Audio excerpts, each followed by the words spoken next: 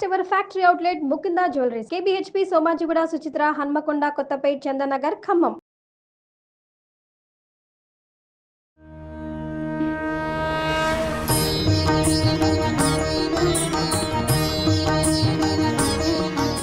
పూజా విధానాలు చేసే పద్ధతి ఒకటే కావచ్చు. కానీ ఒక్కొక్క మాసానికి ఆ పూజ చేసే విధానంలో కూడా ఒక విశిష్టత అనేది ఉంటుంది. అదేంటో తెలుసుకొని చేస్తే ఆ స్వామికి ఇంకా భక్తితో సమర్పించినట్లే లెక్క.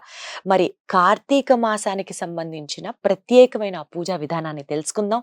అందరికీ నమస్కారం. ఈ కార్యక్రమానికి స్వాగతం. కార్తీక మాసకు సంబంధించినటువంటి విశిష్ట పూజా విధానాన్ని మనకి అర్థమయ్యేటట్టు చెప్పడానికి మనతో పాటు ఉన్నారు శ్రీ వైష్ణవ సాంప్రదాయ ప్రచారకురాలు పద్మజ రామానుజదాస్ గారు. అమ్మా నమస్తే. నమస్తే అమ్మా. ఏంటమ్మా నిజంగా శ్రావణ మాసంలో చేసే పూజకి, కార్తీక మాసంలో చేసే పూజకి, ధనుర్మాసంలో చేసే పూజకి వేరువేరుగా ఉంటాయా? చేసేది ఆ దీపమే, పెట్టేది ఆ దీపమే, చేసుకునేది ఆ నైవేద్యమే, అంతేగా కాదా? కాదు, విశేషించి నియమాలు ఉంటాయి. ఒక్కొక్క మాసంలో ఆ స్వామిని ఒక్కొక్క రకంగా ఆరాధన చేస్తారు. శ్రావణ మాసంలో విశేషించి లక్ష్మీ ఆరాధన ప్రధానం. కార్తీక మాసంలో దామోదరుని ఆరాధన ప్రధానం. ధనుర్మాసంలో లక్ష్మీనారాయణుల ఆరాధన గోదాదేవి చెప్పిన రీతిలో చేయటం ప్రధానం. అంటే శాస్త్ర నియమాన్ని అనుసరించి స్వామిని ఆరాధన చేస్తే ఆయన ముఖం ఉల్లాసం అవుతుంది. ఓహో, ఇదొకటి ఉందన్నమాట. శాస్త్రంలో చెప్పిన రీతిలో ఆయన కొలవాలి, అప్పుడు ఆయన మెచ్చుతారు. అంటే ఇప్పుడు ఏంటి, వేరే దేవుళ్ళని ఎవరిని కొలవకూడదు, ఆ టైంలో వాళ్ళనే కొలవాలన్నట్ట? అలా అని లేదు, మన ఇష్టదైవాన్ని మనం ఆరాధన చేయటం, మన సంప్రదాయాన్ని మనం పాటించటం, పక్కన సంప్రదాయాలను గౌరవించాలి. మా స్వామివారు అదే చెప్తారు, స్వీయ ఆరాధన సర్వ ఆదరణ. మనం అంటూ ఒక దైవాన్ని నమ్ముతాం, వారిని ఆరాధన చేయాలి. మిగిలిన వారిని ద్వేషించమని కాదు, వద్దని కాదు, వాళ్ళని ఆదరించాలి.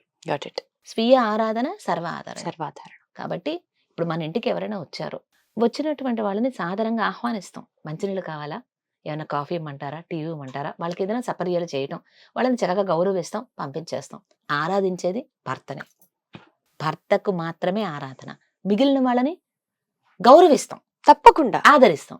అలాగే ఎవరి సంప్రదాయం, ఒక్కొక్కళ్ళకి అందరినీ ఇష్టపడటం అనేది చేయగలుగుతారు. ఒక్కొక్కళ్ళు ఏంటంటే వాళ్ళు నమ్మిన దైవాన్నే కొలుస్తారు. అది ఎవరిష్టం వాళ్ళది.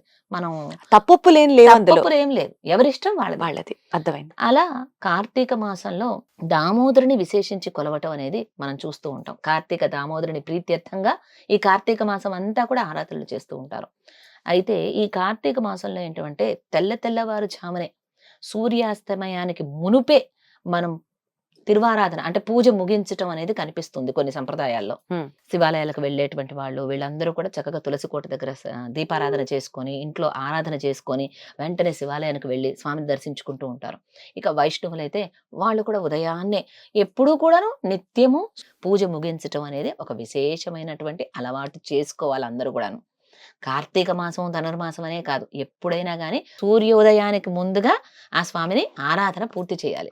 ఎందుకంటే ఏమండి, మన ఇంటికి ఎవరైనా సెలబ్రిటీ వస్తున్నారనుకోండి, ఎంత చక్కగా మనం ఇల్లంతటినీ కూడా డెకరేట్ చేసి హడావుడి చేసి అలంకారం చేసి, మరి వాళ్ళ కోసం వచ్చేటువంటి వాళ్ళ కోసం రకరకాలైనటువంటివన్నీ ఏర్పాట్లు చేసి, తినటానికి గాని పలహారాలు గాని ఇవన్నీ ఎంతో చక్కగా చేస్తాం. అలాంటిది ఆ సూర్య భగవానుడు ప్రత్యక్ష దైవం, ఆయన ఉదయిస్తున్నాడు అంటే మనందరిని అనుగ్రహించడానికి గాను సూర్య మండలాంతర్వర్తి అయినటువంటి శ్రీమన్నారాయణమూర్తి అంటే సూర్యమండలంలో మధ్యగా వేంచేస్తున్నటువంటి స్వామి వేంచేస్తున్నాడు అన్నప్పుడు తెల్లవారుజామున లేవాలి కదండి.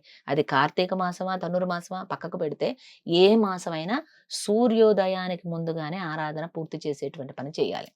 అంటే నేను మిమ్మల్ని ఆపుతున్నానని కాదు, కానీ కొంతమంది వ్యంగ్యంగా కాస్త వితండంగా మాట్లాడతారు.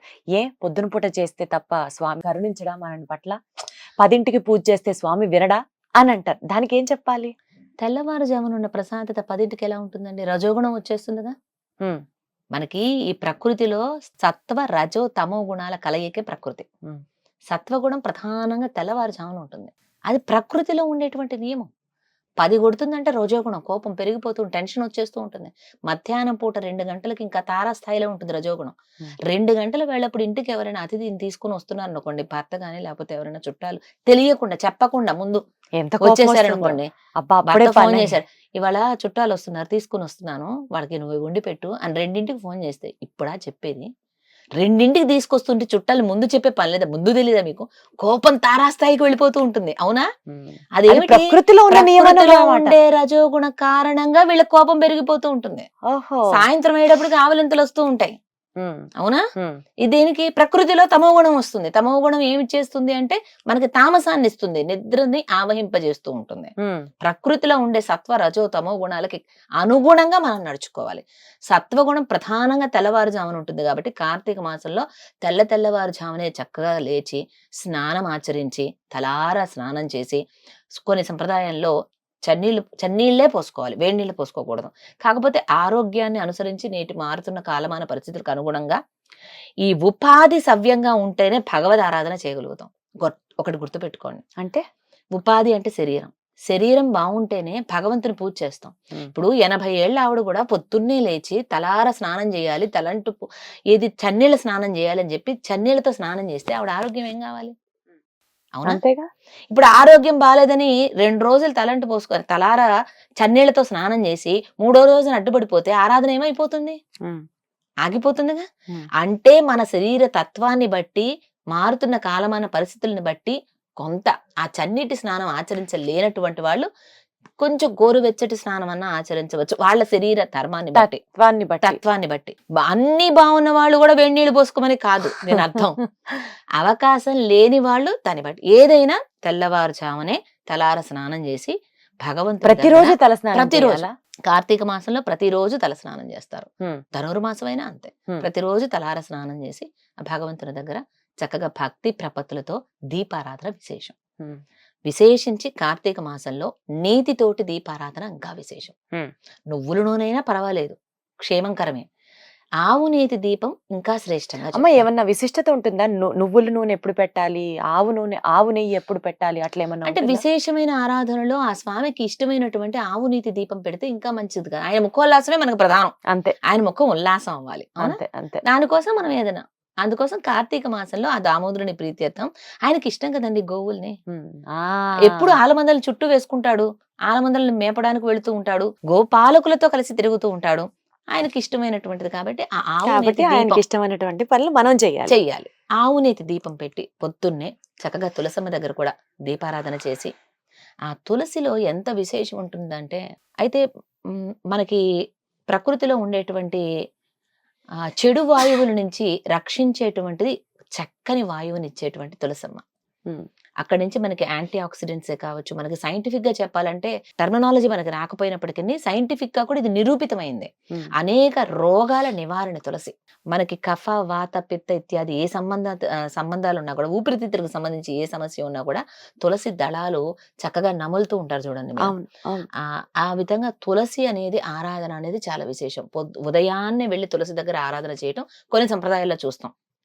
ఆ తులసిని చక్కగా దళాలతో కోసి ఆ స్వామికి సమర్పించడం, స్వామి పాదాల దగ్గర తులసి సమర్పింప చేసుకోవడం కోసమే ఈ లోకంలోకి వచ్చి అవతరించాట అర్చామూర్తిగా చెప్తారు పెద్దలు.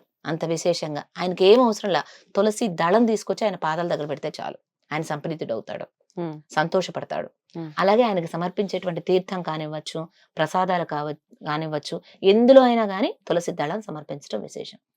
అలా తులసితోటి స్వామిని ఆరాధన చేయాలి. తులసితో ఆరాధన కేవలం శ్రీమన్నారాయణమూర్తికే, అదొక విశేషం. చూడండి, మీరు గమనించండి, తులసితో ఆరాధన ఇంక వేరెవరికి చేయరు, శ్రీమన్నారాయణమూర్తికే చేస్తారు. శివుడికి పూజ చేసేటప్పుడు కూడా తులసి అంటారు కాదా? బిల్వపత్రాలు కదా, ఆ స్వామి ప్రియుడు అని అంటారు. ఆఖరికి వినాయక చవితి రోజున వినాయకుడికి కూడా ఆ ఒక్క రోజున తులసి సమర్పిస్తారు, విడి రోజుల సమర్పించడానికి అవకాశం ఉండదు.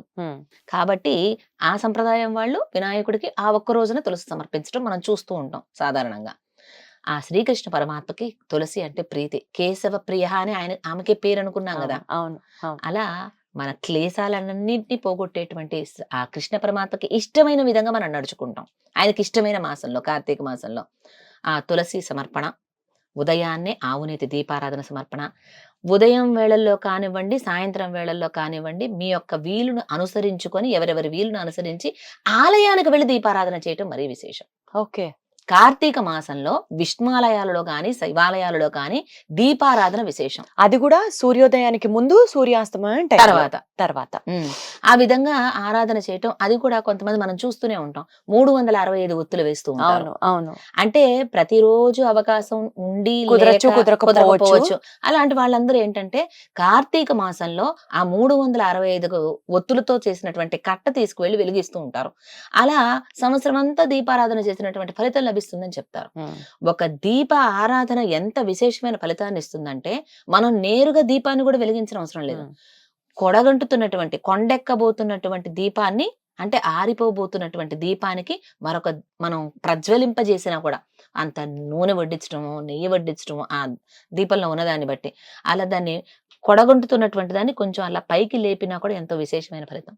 కార్తీక మాసంలో దీపారాధనకు ఒక ప్రత్యేకమైనటువంటి ఫలితాన్ని చెప్తాయి. ఏ పురాణమైనా కానివ్వండి, శివ పురాణంలో తీసుకోండి, కార్తీక పురాణంలో, లేకపోతే ఏ సంప్రదాయంలో అయినా దీపారాధన అనేది చాలా విశేషం. మనం రోజువారీ పూజ కూడా దీప ఆరాధనతోనే ప్రారంభం చేస్తాం. చూడండి, ఏం చేసినా చేయకపోయినా ముందుగా దీపం వెలిగిస్తాం. ఆవు నెయ్యి దీపారాధన మరీ విశేషం, ఆయనకి ఇష్టం కాబట్టి. తులసి దళ సమర్పణ మరీ విశేషం. ఇలా ఉదయం సాయంత్రం ఇంట్లో దీపారాధన చేయటం, ముంగిట్లో దీపాలకు పెట్టటం. కార్తీక మాసం నెల రోజులు చేస్తారండి అందరూ కూడా. సూర్యాస్తమయం సమయానికి ఇంట్లో దీపం పెడతారు, అదే సమయంలో మరొక 2 దీపాలు గుమ్మానికి అటు ఇటు చక్కగా పెడతారు. అలాగే తులసమ్మ దగ్గర కూడా పెట్టడం మనం కొన్ని సంప్రదాయాల్లో చూస్తూ ఉంటాం. అలా తులసికి కూడా ఆరాధన చేయటం ఎంత విశేషం అండి మన సంప్రదాయం. ఒక చెట్టుకి ఆరాధన చేస్తారు. మరి ఇందాక మనం చెప్పుకున్న క్షీరసాగర మథనంలో ఆ కూర్మ అవతారంలో స్వామి అవతరించాడని, కూర్మంగాను మత్స్యంగాను స్వామిని ఎన్నో రూపాల్లో కొలుస్తాం. ప్రత్యక్ష దైవంగా సూర్య భగవానుని కొలుస్తాం. అంటే ప్రతి ఒక్క చోట అంతర్యామిగా అందరిలోనూ స్వామి వేంచేసి ఉన్నాడనేటువంటి విశేషాన్ని మనకి అవగతం చేయటం కోసంగా ఇన్ని రకాలుగా ఈ పండుగలు కానివ్వండి, విశేషమైనటువంటి ఆరాధనలు కానివ్వండి మనకి ఏర్పాటు చేసింది పెద్దలు. ఎందుకు అంటే అంతటా స్వామి వేంచేసి ఉన్నాడు. ఈ విశేషం మీరు గుర్తెరగండి, అందరినీ ఆరాధన చేయండి అని మనకు నేర్పే శాస్త్రాలు. అమ్మా, ఇప్పుడు ఇలాంటి దీపారాధన చేయడం దగ్గర నుంచి, తులసిని సమర్పించడం దగ్గర నుంచి, ఇలాంటివన్నీ మనం చేస్తాం కార్తీక మాసంలో. అట్లా కాకుండా ఇవి చేస్తూ ఆ స్వామికి మన మనసులో ఉన్న ఆ భావాన్నో కోరికనో ఏదైనా చెప్పుకోవడానికి అందరూ ఈ పలానా శ్లోకం చెప్పుకుంటే ఆ స్వామి మనల్ని వింటాడు. మొన్న పాసురాలకు సంబంధించి మిమ్మల్ని కలిసినప్పుడు మీరు ఒక మాట అన్నారు, స్వామిని ఈ విధంగా గనక కీర్తిస్తే మనల్ని ఇంకా బాగా వింటాడు అని మీరు ఒక మాట చెప్పారు. సో అందరికీ అర్థమయ్యేటట్టు, అందరికి నోరు తిరిగేటట్టు ఏమన్నా ఒక చిన్న పద్యం గాని లేకపోతే శ్లోకం గాని ఈ దీపం పెట్టుకునేటప్పుడు ఇలా ఇలా ఒక పద్యం చెప్పుకొని ఆ స్వామిని దండం పెట్టుకుంటే మన కోరికలు తీరుతాయి, అట్లా ఏమన్నా ఉంటాయా? అది ఎవరెవరి సంప్రదాయాన్ని బట్టి ఉంటాయి. అయితే ఆ సంప్రదాయాన్ని అనుసరించి చేయటం కూడా కొంతమందికి అంటే అర్హతను బట్టి కూడా ఉంటాయి. ఇప్పుడు శ్లోకాలు కానివ్వండి, స్తోత్రాలు కానీ, ఇవన్నీ కూడా ఏమిటంటే మనం ఆచార్యుల వారి దగ్గర నుంచి పొందాలి. మంత్రాలు కానివ్వండి, విశేషించి మంత్రాలు బీజాక్షరాలతో కూడి ఉంటాయి. అలా కాదు ఎవరైనా చేసుకోవచ్చు అనేటువంటివి. అందరికీ శ్లోకాలు నోరు తిరగవు కదండి. దీపం పెట్టేటప్పుడు ఏం చెప్పుకోవాలి అది మీరు ప్రధానంగా. దీపం పెట్టుకునేటప్పుడు కార్తీక దామోదరుని ప్రీత్యర్థం అని మనసులో అనుకుని, అంటే కార్తీక దామోదరుని కోసం అని చెప్పి ఆ దీపం వెలిగించడం ఏ సంప్రదాయంలోనూ జరుగుతుంది కదా. అలా ఓం కార్తీక దామోదరాయ నమః అంటూ ఆ ఓము నమః 2 జత చేసామంటే ఒక మంత్రం అయిపోతుంది. ఓం కార్తీక దామోదరాయ నమః అంటూ చక్కగా మనం దీపం సమర్పించామంటే ఆ దీపం వెలిగించుకుంటూ ఆ దామోదరుని ప్రీత్యర్థం చాలు. మనం ఏ శ్లోకాలు కూడా రానవసరం లేదు. లేదు, పెద్దలు మనకు చెప్తారు, దీపం జ్యోతి పరబ్రహ్మ దీపం జ్యోతి పరాయణం దీపేన హరతే పాపం సంధ్యాదీప నమోస్తుతే అంటారు. అలా సంధ్యాదీపానికి నమస్కారం చేస్తూ, దీపానికి నమస్కారం చేస్తూ, ఇలా దీపానికి నమస్కారం చేస్తూ మనం ఈ శ్లోకం చేయించుకోవచ్చు. అలా ఇలా చేసి ఆ స్వామిని గనక మనం పూజిస్తే తప్పకుండా మనల్ని కరుణిస్తాడు, అనుగ్రహిస్తాడు అన్నది భక్తుల నమ్మకం. ఏ శ్లోకాలు రాకపోయినా కార్తీక దామోదర నీ కోసం అని చెప్పి దీపం పెడుతున్నాను. అందరికి మంత్రాలు రావు కదండి పాపం. కరెక్ట్. చదువు రాకపోవచ్చు, మీరు స్క్రోలింగ్ వేసినా అది చదువుకొని రావాలంటే చేయాలంటే వాళ్ళకి తెలియకపోవచ్చు కదా. కాబట్టి ఓం కార్తీక దామోదరాయ నమః అంతే చాలు. ఓం కార్తీక దామోదరాయ నమః అంటూ కార్తీక మాసంలో దామోదర నీ ప్రీతి కోసమని ఈ దీపం పెడుతున్నానయ్యా, అందరినీ చల్లగా చూడు, నువ్వు బాగుండు, అంతే. చాలు, ఇంకేం అవసరం లేదు ఏం కోరికలు. అవసరం లేదు, ఈజీ దేవుడిని రీచ్ అవ్వడం. చాలా సులభంగా వేయించేశాడు ఆయన అచ్చామూర్తిగా మన మధ్య. అలాంటి స్వామిని మనం ఎంత భక్తితో చేస్తామో పూజ అనేది ప్రధానంగా చూస్తాడు. ఇది అద్భుతం అమ్మా, ధన్యవాదాలు. ఇలా కార్తీక మాసంలో అందరూ కూడా భక్తి ప్రపత్తులతో దామోదరుని ఆరాధన చేయాలని ఈ సందర్భంగా అందరినీ కోరుకుంటూ జై ధన్యవాదాలు. శ్రీమన్నారాయణ. జై శ్రీమన్నారాయణ.